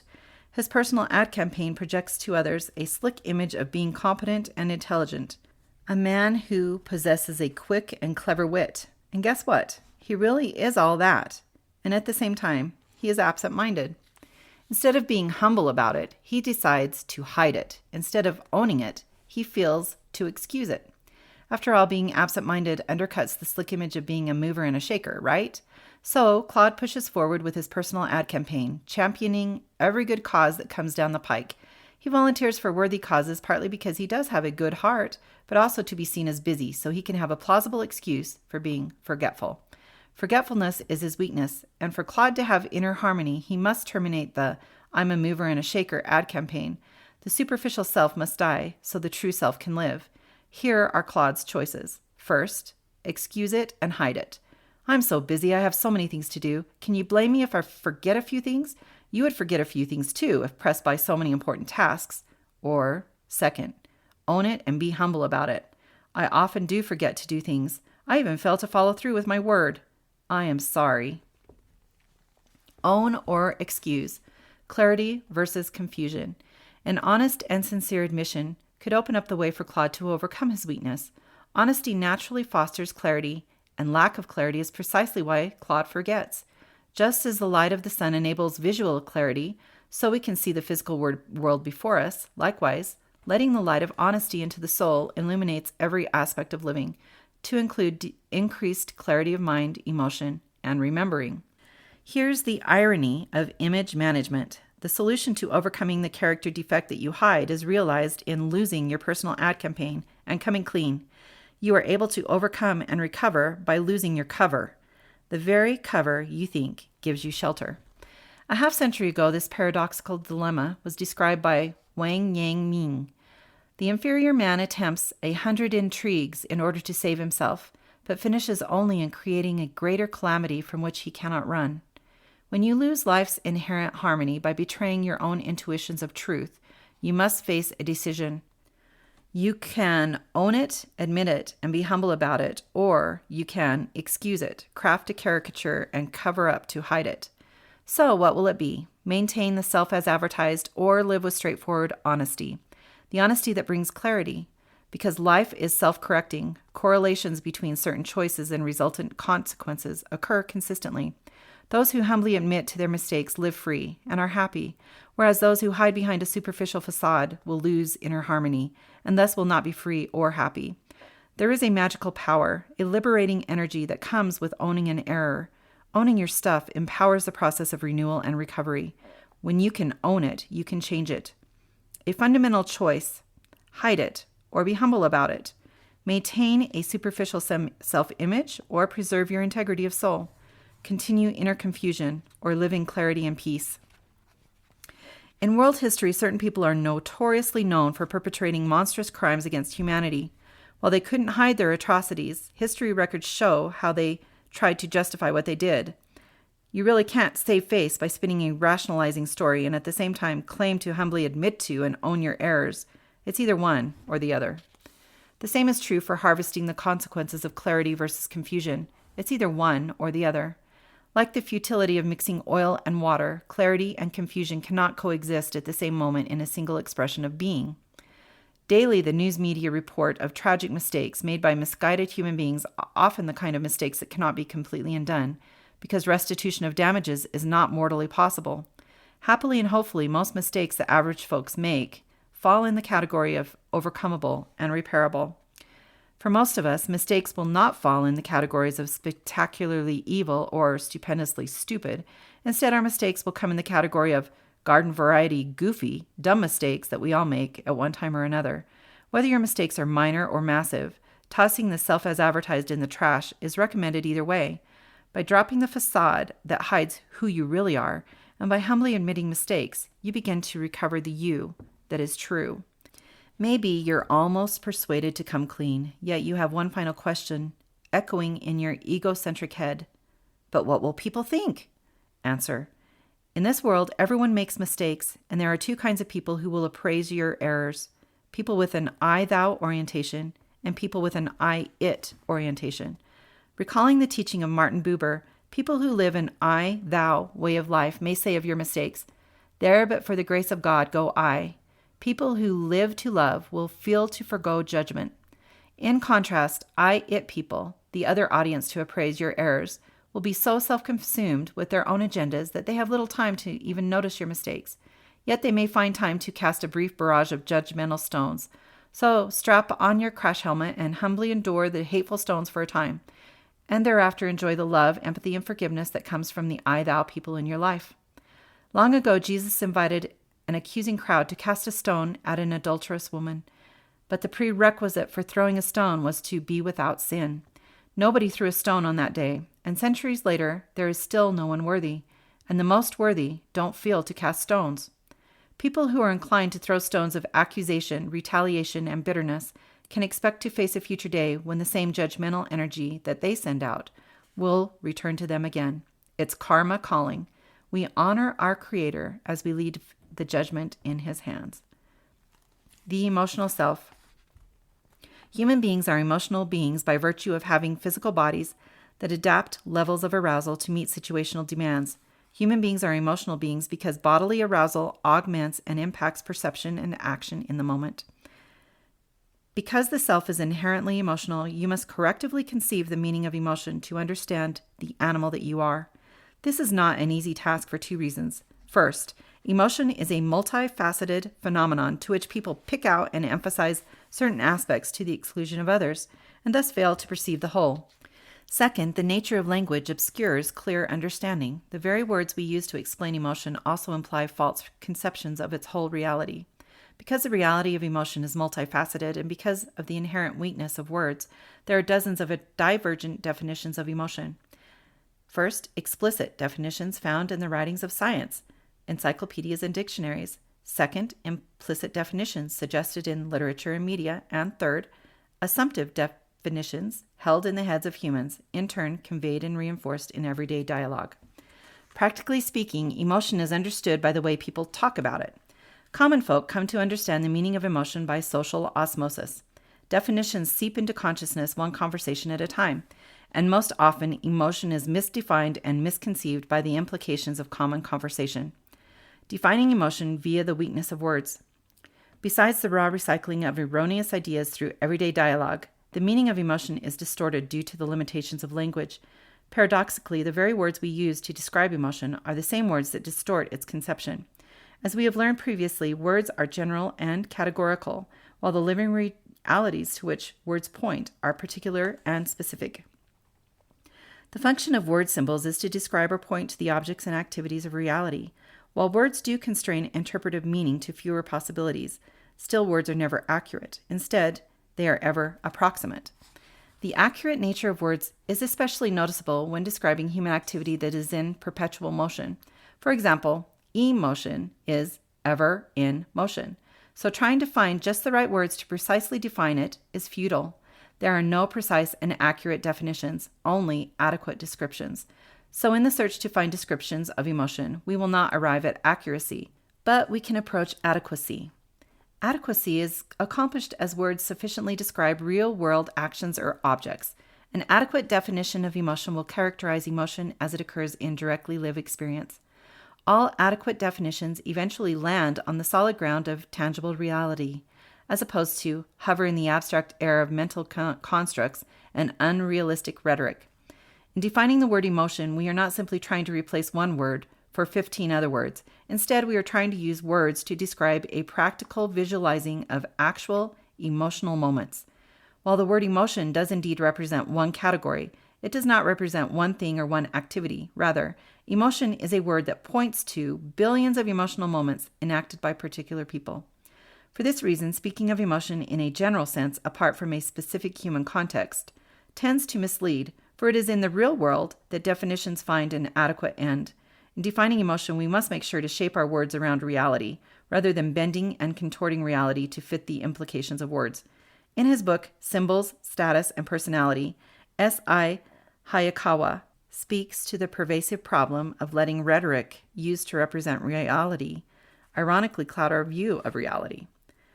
Quote, "Words and whatever words may suggest are not the things they stand for. Education that fails to emphasize this fact is more than likely to leave students imprisoned and victimized by their linguistic conditioning rather than enlightened and liberated by it." Unquote. Expecting that the reality of emotion should necessarily parallel the implications of a word is to conceive the world exactly backwards.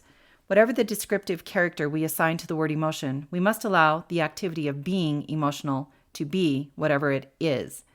In every effort to decipher the meaning of words, we are trying to describe tangible, touchable reality and to faithfully wrap words around reality, rather than contort reality to fit words, especially inapt words.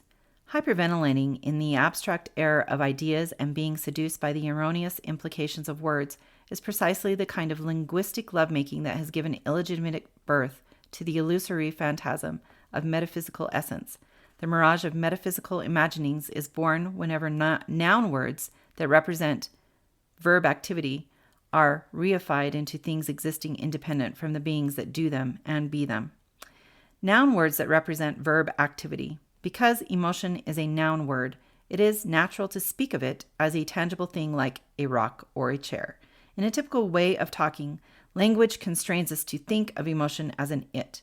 And when we talk about it as if it were an it, mental conceptions of emotion gravitate to a thingish state. So our way of talking constrains us to misconceive emotion, among many other misconceived notions. Therefore, to conceive emotional reality for what it is, we must often translate noun words that represent action phenomena from entity to activity. Consistently making translations from noun words to verb activity is a subtle mind maneuver that requires a paradigm shift. You literally have to deconstruct decades of cultural socialization. Once you've made the shift, you'll begin to notice, like a bride wearing a purple plaid wedding dress, how people routinely talk about and conceive emotion as if it were an it. This conceptual error explains why some falsely imagine that emotion operates independent from personal responsibility, and why some assume emotional reactions are caused by another person's provocations. It is routine for a person being emotional to blame others for the emergence of unwanted emotion with an explanation like, "I didn't want to feel so angry, and I didn't consciously choose to be angry, so it must be your fault because of your offensiveness." Blaming others for what comes out of you is implied by the familiar flare-up, "You made me mad." This fallacious conclusion is clarified by the division of responsibility principle. See page 17. Misunderstanding emotion is further reinforced by the way words are traditionally structured within sentences. Generally, nouns function as the subject of a sentence. Hence, any verb associated with the subject of emotion will imply that it is doing the action inferred by the verb. By believing the erroneous implications of words, people regularly reify emotion into a thing with independent power, as implied in the outbursts, "My emotions got the best of me," and "I was overwhelmed by my emotions." Misconceptions of emotion are spawned and spread whenever the word emotion is the subject or direct object of a sentence. The reality to which the word emotion points is not an object or metaphysical entity. It is living activity. Emotion is a word to represent people being emotional.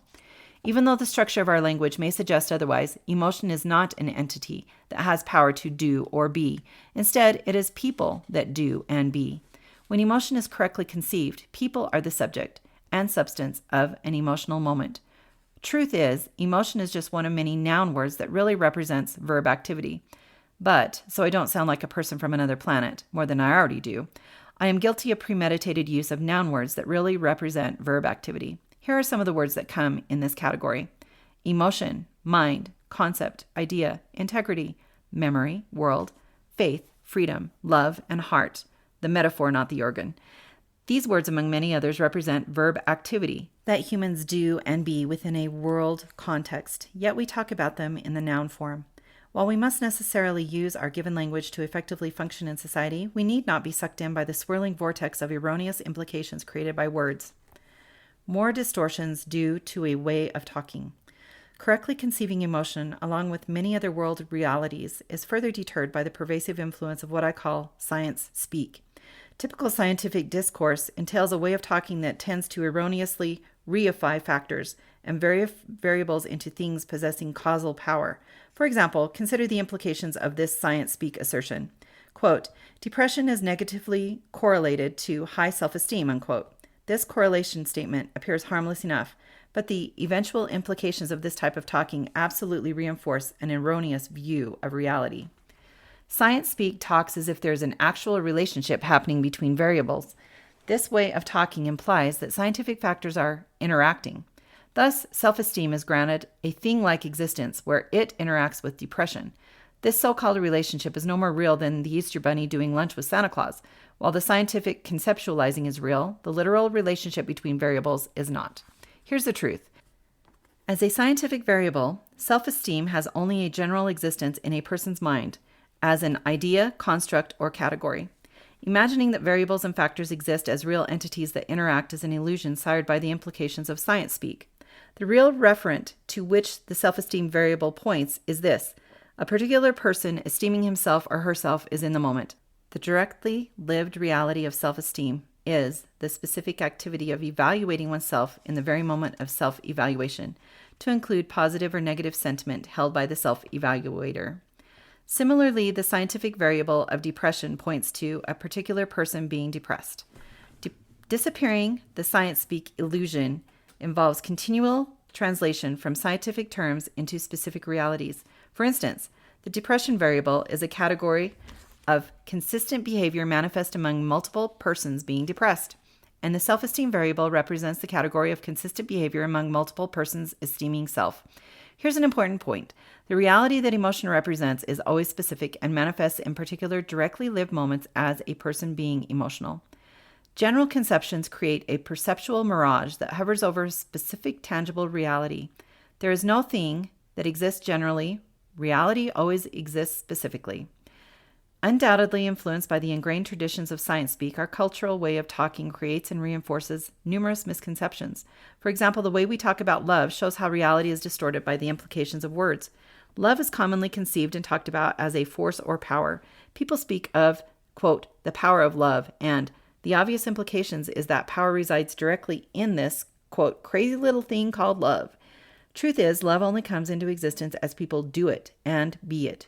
Yet, there is a power of influence that occurs as people are loving, but that power manifests through the activity of being loving, not in love, as a metaphysical entity or essence existing apart from people being loving. The same is true of God's love. Power resides in God and does not reside directly in a love that exists apart from God. The metaphor God is love means that the being of God is fully and wholly loving in every expression towards his creations, especially his children. The poetic phrase, God is love, translates to the simple reality of God being loving. Another similar misconception occurs with the word faith, a word that is regularly reified into an independent existence where it possesses portable power. Due to the implications of a way of talking about faith phenomena, the innocent phrase power of faith can lead people to erroneously imagine that there is power directly in an entity essence called faith. Contrastingly, the correct conception is thus: faith is a word that points to people being faithful, and in turn, that faithfulness invokes the Creator's power to bless and empower faithful activity according to his promises. As with the insistence of a person being loving, there's also a power of influence that occurs through faithful activity, specifically a person being faithful. While praying in Gethsemane, Jesus spoke these words to his Father: "Thine is the power." The phrase, "thine is the power," is a literal description of reality, whereas the phrase, "power of faith," is a poetic metaphor. To correctly conceive living reality, we must perpetually discern between metaphorical descriptions and literal descriptions. We must perpetually rescue reality from the baffling abyss of abstract rhetoric. The nature of language presents many more obstacles to correctly conceiving emotion than most people realize. The following summarizes impediments to understanding emotion due to the inherent limitations of language. Because emotion is a noun word that really represents verb activity, clouded conceptions occur by failing to discern between word ideas that represent action and being versus word ideas that point to object and thing.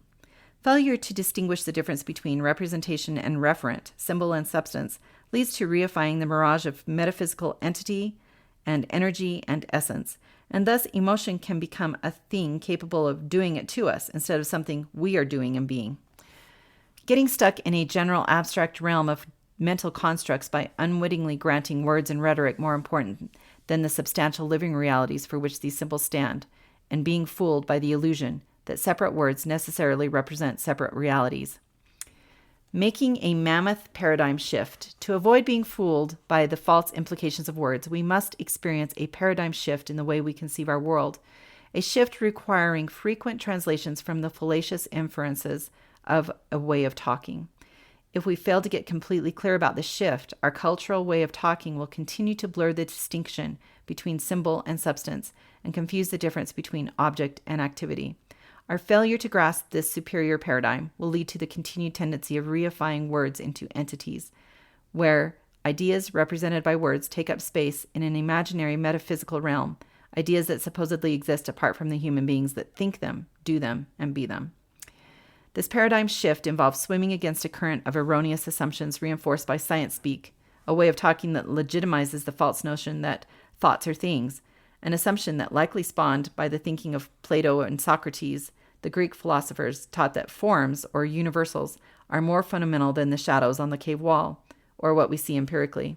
Universals are assumed to be more important because they are consistent, unchanging, and incorruptible, whereas the empirical world, with its attendant undulating opinions, is inconsistent, ever-changing, and corruptible.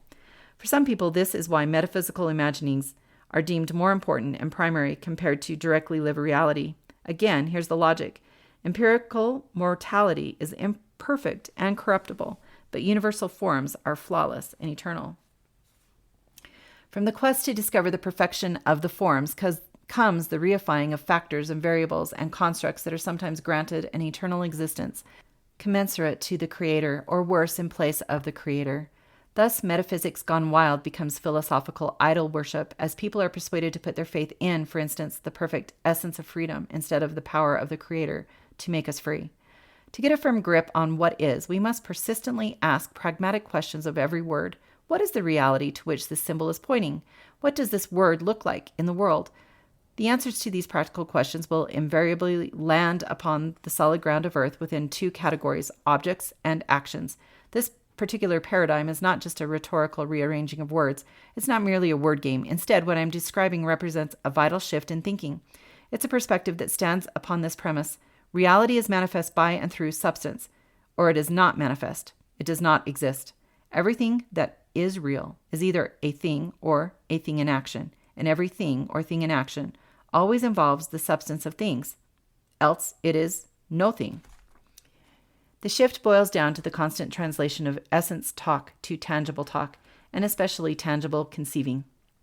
You may be saying, I thought you just explained how emotion is not an object like a rock or a chair, yet you want me to visualize all reality in terms of the tangible? Yes, that is what I want you to do. And you may be further protesting, but emotion is non-tangible energy that I cannot actually touch. For how does one touch jealousy? This is precisely where the paradigm shift is needed. True, you cannot touch jealousy, as long as you imagine that jealousy is intangible energy, but you can directly touch the tangible substance of a person being jealous. Can you say paradigm shift? When correctly conceived, jealousy and all other flavors of emotion must be translated from the subject of a sentence, noun, to the activity that a living subject is doing, or a verb. People are the subjects that make the verb come alive. They are the living substance, or things in action by which emotion is manifest. Here's an analogy that can clarify. Visualize the meaning of the word swim. This word refers to an activity that is done, an activity that comes into existence as people or animals do it. Even though I use the pronoun it to refer to swim, obviously the activity of a body moving itself through water is not an it, not a thing. When conceiving the verb activity represented by the sometimes noun word swim, it is empirically clear that swim does not have an actual existence apart from the animal that is doing it. Since swim is an activity that is done, the word swimming more adequately captures the in-motion nature of this water activity. But different from swimming, emotion is more than outward physical choreography. It also includes inward motions of body physiology, motions that augment perceiving and behaving in particular emotional moments. Like swim, the word anger is a noun word that really points to verb activity. This explains why William Glasser suggested that the word angering is a better symbol for acts of anger, because the noun word anger really represents a person being angry or a person doing angry. The word angering more adequately captures an activity being done, and thus infers that people are doing it. Here's the practical point. Since emotion is an activity that you do, then you are responsible. And because you are responsible, you possess the prerogative to invoke solutions to undo what you are doing. Otherwise, you empower an imaginary anger entity that controls you. With a correct conception of emotion, you are better empowered to retain your power, instead of giving it away to the illusory entity, energy, or essence that is assumed to exist apart from you, the mendacious mental machination of metaphysical essence. To avoid drifting off into the abstract air of symbols and land on solid ground of substance, it is essential to remember that the map is not the territory, and the word is not the world. It is curious to note that one of the ironic outcomes of formal education is confusing rhetoric with reality. To think that a word is its definition, rather than a representation of the real, is a tendency reinforced by traditions of schooling. By implication, when a word or group of words is the answer on tons of academic tests, then answers can become a higher goal compared to applications. By assuming that answers are the pot of gold at the end of the rainbow, students get stuck in an orientation of answers, which in turn leads to the conceptual habit of hovering in the abstract air of rhetoric, instead of landing on the solid ground of reality. When multiple choice fill-in-the-blank education eventually culminates in graduation, some students are left with answers instead of knowledge. They are better equipped to succeed on a game show than in life. Defining emotion. To overcome distortions due to the limits of language, we must necessarily use more words and explanations to deconstruct false inferences. This is precisely why short definitions of emotion will inevitably obscure an adequate conception of emotion. Consider the problems created by this tidy definition from a prominently published dictionary. Emotion is a strong feeling of any kind. This definition is distressingly inadequate because it simply replaces one word for 6 and leaves us needing to define the word feeling. But as definitions go, replacing one word for another or exchanging one word for a group of words is how definitions are done. Tautological synonym swapping. Obviously, exchanging the word emotion for the word feeling moves us no closer to a clear visualizing of emotion as it occurs in real life. Defining emotion with the word feeling is called a tautology, a circular definition. The tidy tautological practice of synonym swapping is also illustrated by defining the word salt with the word salty. But at least in describing salt as salty, one important thing is accomplished. The word salty refers us to the experience of salt, which is where all adequate definitions land. John Dewey and Albert Einstein maintained that experience is the basis of all knowledge. Better said, experience is the basis of all knowing, for the noun word knowledge really represents the perceptual activity conceiving and comprehending the world in an orderly way. So the best way to define emotion and the best way to define what is in every instance takes us from the unstable air of abstract ideas to the firm ground of tangible reality.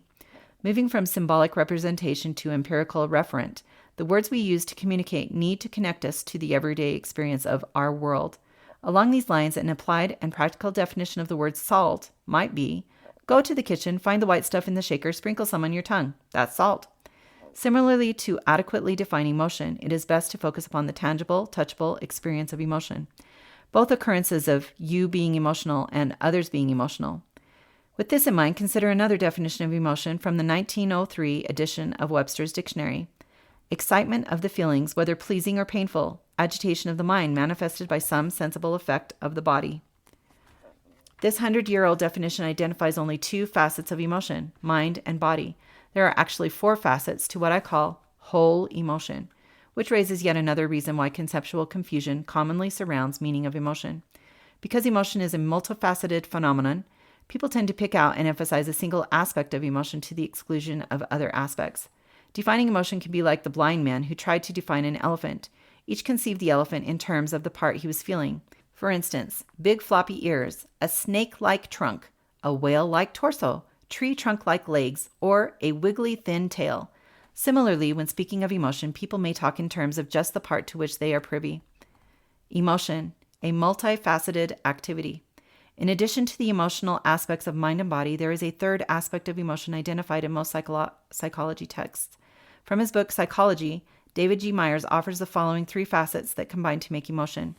First, conscious experience, the way we perceive the emotional moment, or the mind. Second, physiological arousal, the way bodily feelings augment perception and action, the body. Third, behavioral expression, the way we act in the emotional moment, or behavior. By adding the context of behavior, we move closer to a complete conception of emotion. The whole emotional expression of you perceiving and behaving in the world while feeling inward bodily stirrings always occurs within a particular life context and not within a vacuum. What you are doing and how you are being, simultaneous to perceiving and feeling, are ever-connected aspects of whole emotion. The wisdom of including behavior to the reality of whole emotion is obvious. The emotion of anger, for instance, is notoriously known by its outward outbursts of behavior. Indeed, an angry person is most often identified as angry, directly because of observable behavior. The whole emotional moment encompasses what is being done, realities of expressive behavior, to include outward doings and inward ways of being. What is being done, behavior, occurs in holistic unity with the happenings of heightened physiology in the body, as well as conscious awareness in the mind. Because conscious experience is an ever-moving awareness of our world, thus mind should not be thought of as a thing, but an ongoing activity of perceiving. This explains why John Dewey argued that a better term to represent activities of conscious awareness, thinking and perceiving, are expressed in the verb form, quote-unquote, minding. With a verb mindset as to emotion in place, consider this definition of emotion and the directly lived visualizing it invokes. Simultaneous to your thinking, saying, doing, and being, the word emotion represents those moments when heightened body arousal augments and impacts the whole experience and expression of thinking, saying, doing, and being. Whole emotion. To conceive emotions correctly, it is wise to perceive the whole context within which emotion is manifest. Thus far, 3 aspects of emotion have been identified, but there are really 4 aspects that comprise what I call whole emotion. To introduce the 4th facet and make our conception of emotion complete, consider the words of Candace Pert from her book, Molecules of Emotion. Quote, measurement. It is the very foundation of the modern scientific method, the means by which the material world is admitted into existence. Unless we can measure something, science won't concede it exists, which is why science refuses to deal with such non-things as the emotions, the mind, the soul, or the spirit. When I use the term emotion, I am speaking in the broadest of terms to include not only the familiar human experiences of anger, fear, and sadness, as well as joy, contentment, and courage, but also basic sensations such as pleasure and pain, as well as the drive states such as hunger and thirst. In addition to measurable and observable emotions and states, I also refer to an assortment of other intangible, subjective experiences that are probably unique to humans, such as spiritual inspiration, awe, bliss, and other states of consciousness that we all have experienced, but that up until now have been physiologically explained. Unquote. For those who have never felt the peaceful blowing of spiritual wind manifest as euphoric bliss, inspiration, and awe, they must wonder about the sanity of those who claim regular and sometimes spectacular experiences of spirit. For the skeptic, my explanation of whole emotion to include the aspect of spirit is presented as an explanatory construct to be personally proved. The reality of spirit can absolutely be proven to yourself. Whereas this personal proof is not instantly transferable to others, they must directly experience the reality of spirit themselves. If the real existence of spirit influence could be empirically proven to others easily and instantly, then faith would not be necessary. By divine design, expressing individual faith is an essential part of life's purpose and fulfillment. For those who hesitate on this view of whole emotion, you may be saying, why can't emotion be defined in terms of physiological energy only? Why can't emotion simply be the inner motions of the body? It can, if that is the way people prefer to negotiate the word's meaning, but the best definitions will always hold up under rational and practical scrutiny. The fact is, there is never an inner emotion of body physiology associated to an everyday emotion that occurs apart from an initiating perception in the mind. Further, there is never an instance of physiology in the body associated to an everyday emotion that occurs apart from a living context or behavior.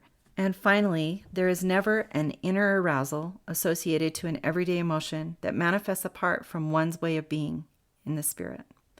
The holistic view of social interaction absolutely includes the interactions and influence of spirit. The richest meaning of emotion is embedded within this total context, whereas a narrow conception of emotion as inner physiology tends to tear apart whole emotion as it occurs in real life. Separate words, but not separated realities. The distinctiveness of emotion is manifest in life moments when conscious awareness in the mind is augmented by heightened physiological arousal in the body. Because body arousal occurs in concert with the conscious awareness of mind, the aspect of mind is inseparable from body in occurrence of emotion. Mind and body are 2 aspects that happen together in one unified reality. They are only separate as word symbols and as ideas that can be talked about separately. The same is true for the inseparable aspects of behavior and spirit.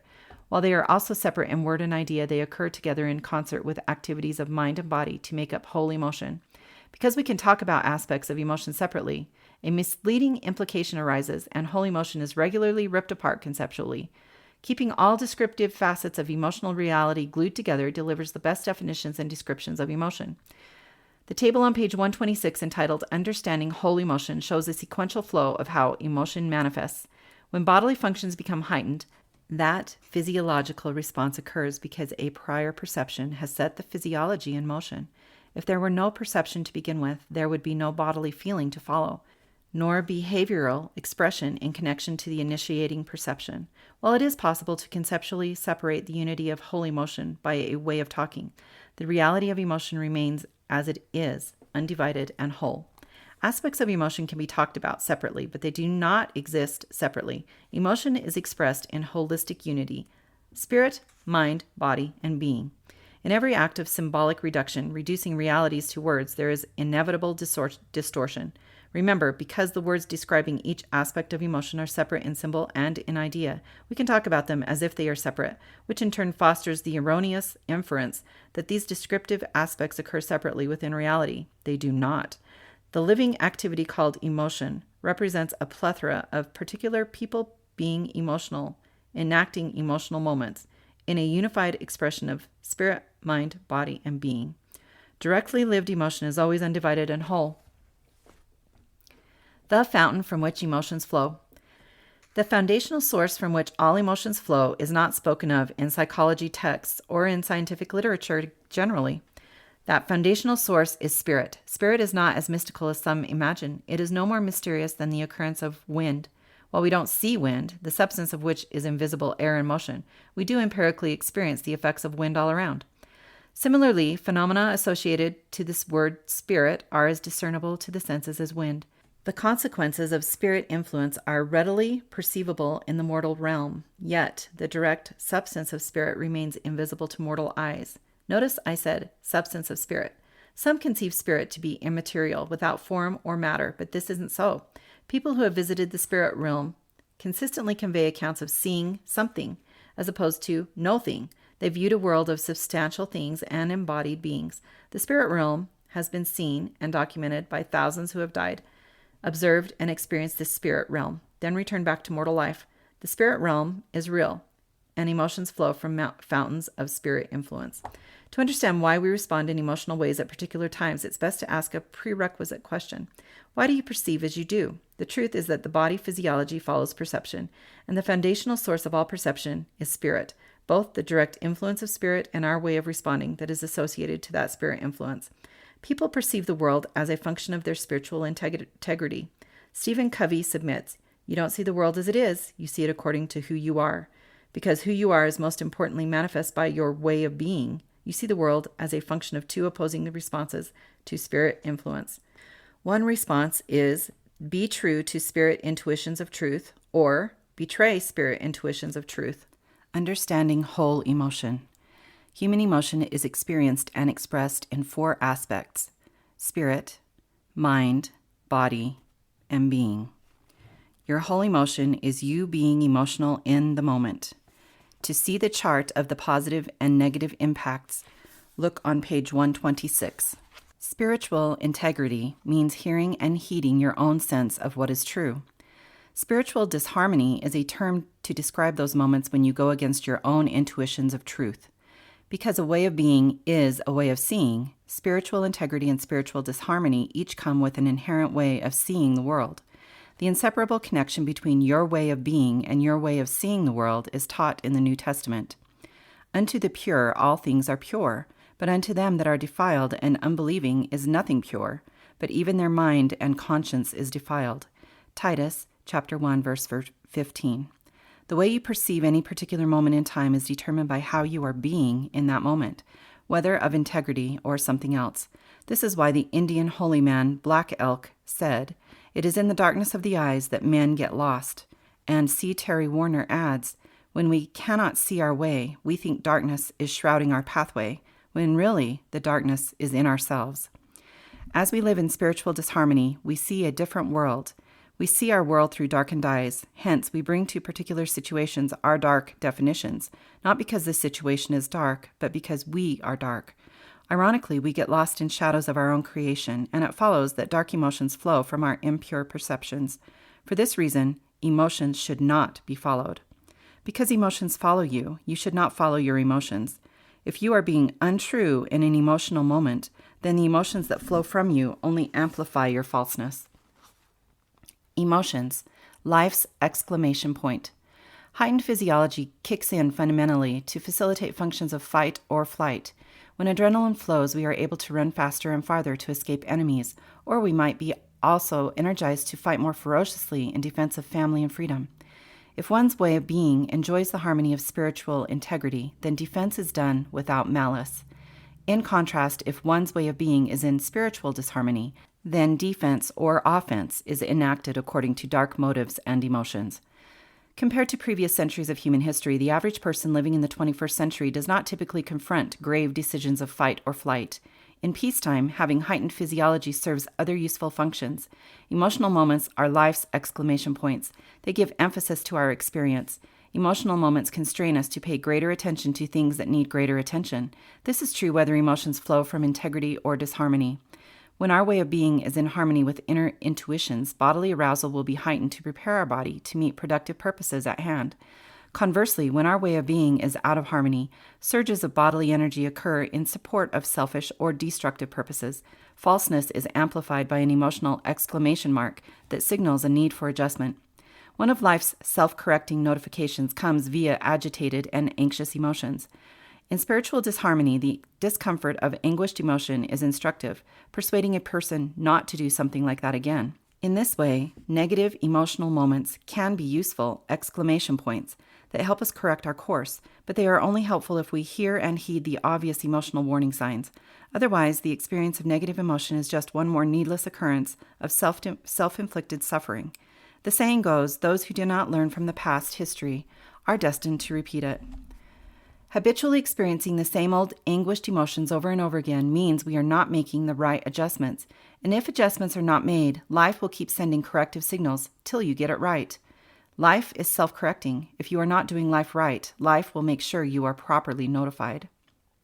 Learning the lessons that emotions teach.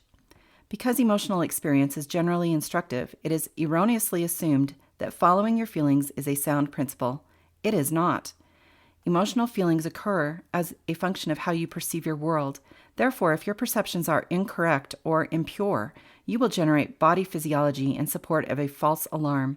Clearly, fallacious feelings should not be followed. Because emotions flow from your prior perceptions and choices, any emotional arousal that arises is actually following your lead. Hence, it makes no sense to follow something that is following you. You are the author of your emotions, and if your perceptions are skewed, then the emotions that flow from you will be equally warped. This means emotions should not be followed, but should be listened to for what they can teach. You can trust physiological feelings to be a good teacher, but not always a good leader. As a teacher, bodily feelings are life's exclamations that point to moments and matters that need attention, what to reinforce and what to avoid. You often hear people speak of how they really felt it, and thus must trust their feelings. This phrase illustrates how a way of talking can create erroneous implication, that feelings have an independent sense of what to do, apart from you. When emotion is misconceived as an entity essence, this leads to the confused notion that emotion is a thing that operates with independent power and is strangely capable of knowing what to do in certain situations.